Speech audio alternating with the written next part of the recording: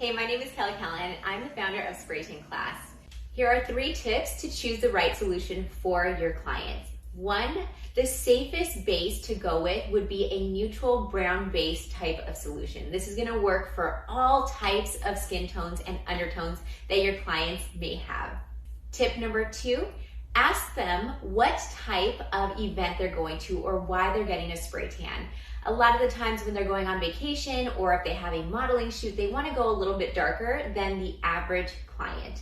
Therefore, you'll know that you need to use a higher percentage of DHA in order to achieve that darker look. And tip number 3, make sure that you understand the ingredients in and out of whatever solution that you're using so you can properly recommend the right solution for your type of client depending on their skin type and tone.